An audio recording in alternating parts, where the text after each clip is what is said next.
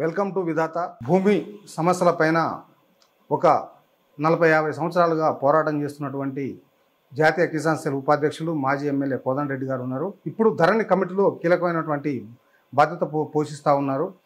రైతులకు ఉపశమనం కలగడం కోసం ప్రత్యేకంగా డ్రైవ్ ప్రభుత్వంతో మాట్లాడి ముఖ్యమంత్రి రేవంత్ రెడ్డి గారితో ఒప్పించి ప్రత్యేక డ్రైవ్ పెట్టించారు.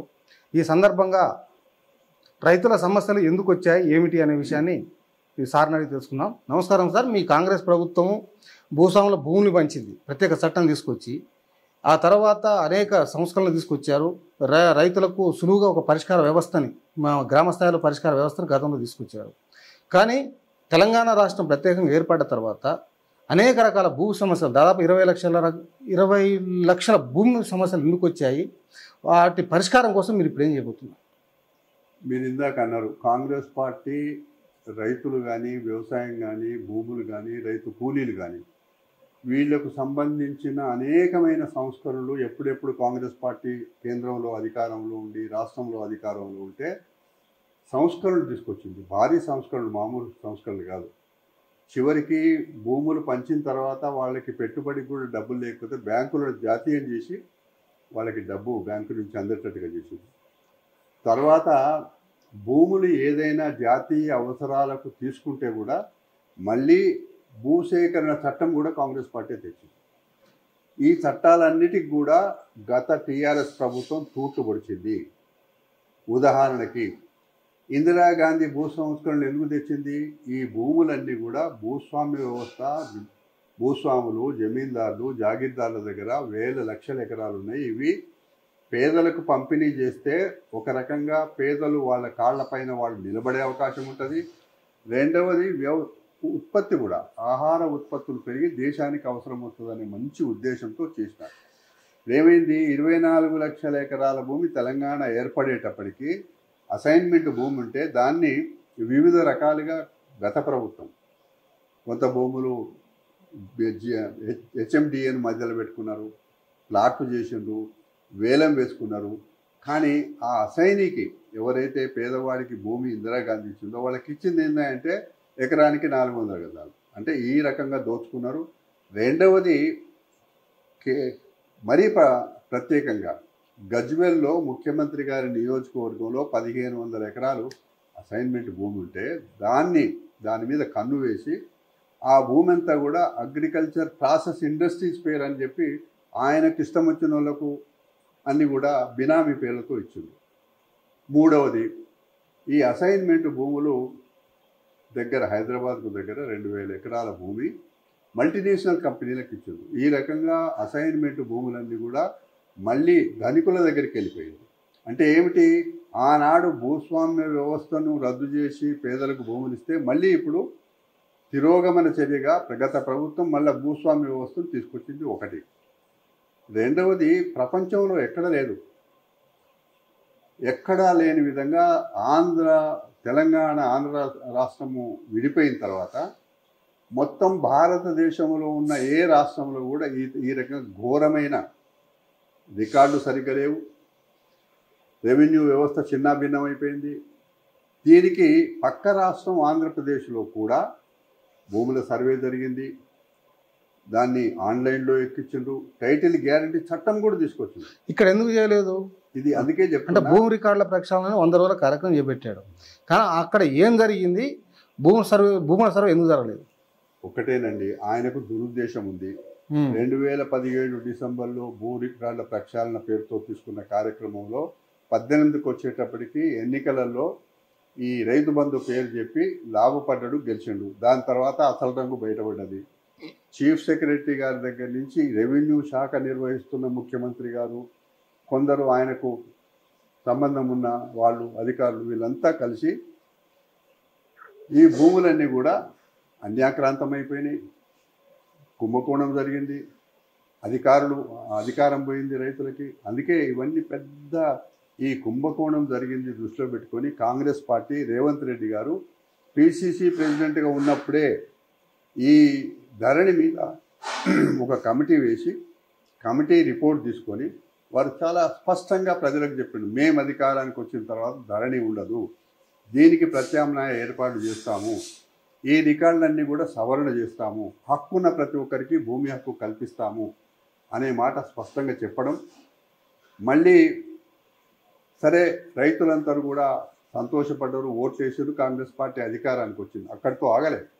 ముఖ్యమంత్రి రేవంత్ రెడ్డి గారు ఇమీడియట్గా ముఖ్యమంత్రిగా పదవి బాధ్యతలు చేపట్టిన తర్వాత 3 రోజులలో వారు సమీక్ష సమావేశం పెట్టింది సెక్రటరీలో. విస్తృతంగా చర్చ జరిగిన తర్వాత ఎంబడే కమిటీ కూడా వేసింది. కమిటీ అనేక డిపార్ట్మెంట్లతో చర్చించింది. అన్ని చర్చించిన తర్వాత ఒక విధాన నిర్ణయం చేసుకున్న తర్వాత చివరిగా మొన్న మధ్యాహ్న ముఖ్యమంత్రి గారు రెవెన్యూ మంత్రి గారి సమక్షంలో మీటింగ్ అయినప్పుడు దీన్ని తొందరగా ఈ ధరణిలో ఉన్న లోపాలన్నిటినీ మొదలు పెట్టాలి, ఒక డ్రైవ్ మొదలు పెట్టాలి. డ్రైవ్లో ఏం తీసుకున్నారు? మొత్తం రాష్ట్రంలో 2,45,000 దరఖాస్తులు పెండింగ్లో ఉన్నాయి. అంటే దరఖాస్తు అంటే అందులో ఆ దరఖాస్తులో 2 ఎకరాల బాధితులు ఉండొచ్చు, 3 ఎకరాల బాధితులు ఉండొచ్చు, 10 ఎకరాల బాధితులు ఉండొచ్చు. ఈ 2,45,000 ఇవి ఒక రకంగా క్లియర్ చేయమని. రెండవది, ఈ భూముల రికార్డుల ప్రక్షాళన చేసేటప్పుడు పార్ట్ ఏలో పెట్టిండ్రు. పార్ట్ ఏలో పెట్టిన కూడా పుస్తకాలు ఇచ్చిండ్రు. పార్ట్ బి వచ్చేటప్పటికి 18 లక్షలు అఫీషియల్గా, కానీ అనధికారికంగా 20 లక్షల ఎకరాల భూమి పార్ట్ బిలో ఎప్పటి నుంచి వస్తుంది? ఇది 5.5 సంవత్సరాలుగా వస్తుంది. దానివల్ల ఏమైంది? వాళ్ళకి భూమి హక్కు రాకపోవడం వల్ల గత ప్రభుత్వం ఏదైతే ఇచ్చిందో రైతు బంధు రాలేదు, బ్యాంకుకు పోతే రుణం రాలే, ఏదైనా పిల్లల పెళ్లిళ్ళు చేసుకున్నాము అమ్ముకోవాలంటే అమ్ముకునే పరిస్థితి లేదు. ఇవన్నీ ఘోరంగా రైతులని చాలా ఇబ్బంది పెట్టిండ్రు. భూమి ఉండి కూడా కబ్జాలో ఉండి వ్యవసాయం చేసుకునే వాళ్ళని కూడా రోడ్డు మీద పడేసాడు. కాబట్టే ముఖ్యమంత్రి గారు క్యాబినెట్ దీన్ని సీరియస్గా భావించి మొదలుపెట్టింది. ఫస్ట్ నుంచి ఇప్పుడు కమిటీ మీ పలు దఫాలుగా సమావేశమైంది. ధరణిలో జరిగిన అక్రమాలు, గత ప్రభుత్వం చేసినటువంటి అక్రమాలు కానీ భూముల ఆక్రమణలు కానీ ఏమైనా మీరు వెలికి తీశారా? మేము సమగ్రంగా అర్థం చేసుకున్నాం. భూమి హక్కులు ఎక్కడెక్కడ పొరపాట్లు జరిగినాయి, రికార్డులలో ఎక్కడెక్కడ తప్పులు జరిగినాయి. చివరికి ఇది కూడా మేము అర్థం చేసుకున్నాం. ఏంటంటే ఈ రికార్డుల నిర్వహణ ఎవరికి ఇచ్చిండ్రు? ఒక విదేశీ కంపెనీకి ఇచ్చిండ్రు. ముఖ్యమంత్రి గారు మొదటి నుంచి కూడా వారికి అనుమానం, వీళ్ళకి ఎందుకు ఇవ్వాల్సి వచ్చింది?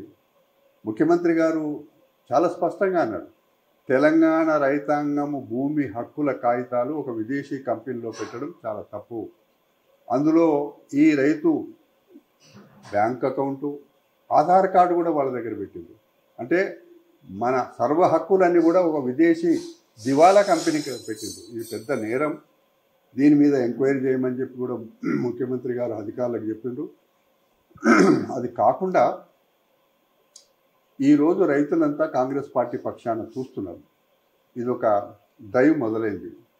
ఇవాళ 4వ తేదీ, 9వ తేదీ ఒక డేట్ అనుకున్నాం. కానీ 9వ తేదీనే అది తుదిగా కాదు, చివరి కాదు, అది కంటిన్యూ అవుతుంది. మధ్యన ఎప్పుడైనా ఎన్నికల నోటిఫికేషన్ రావచ్చు. అప్పుడేమవుతుంది? రెవెన్యూ డిపార్ట్మెంట్లో ఉన్న అధికారులంతా ఎలక్షన్ దీంట్లో బిజీ అవుతారు. కాబట్టి ఎన్నికలు అయిపోయిన తర్వాత మళ్ళీ యథావిధిగా అన్ని కార్యక్రమాలు జరుగుతాయి. ప్రతి అంశం, అసైన్మెంట్ భూములు కానీ, అటవీ భూములు కానీ, ఎండోమెంట్ భూములు కానీ, వక్ఫ్ భూములు కానీ, చివరికి 2013 భూసేకరణ అక్రమంగా తీసుకున్న భూముల విషయంలో కానీ, భూమి హక్కు విషయంలో కానీ, ఇవన్నిటిని కూడా శాశ్వతమైన పరిష్కారం చేస్తూనే ఆనాడు యూపీఏ ప్రభుత్వం ఒక నిర్ణయం తీసుకున్నది. ఏమన్నది? కాంగ్రెస్ అధికారంలో కేంద్రంలో ఉన్నప్పుడు మొత్తం భారతదేశంలో రికార్డు సర్వే జరగాలి. సర్వే జరిగిన తర్వాత భూములను డిజిటలైజ్ చేయాలి, అంటే ఆన్లైన్లో ఎక్కించాలి. మూడవది ఏమిటి? ఒక టైటిల్ గ్యారంటీ చట్టం తేవాలి. దానిలో భాగంగానే మేము ఇప్పుడు ఆ పని చేస్తున్నాం.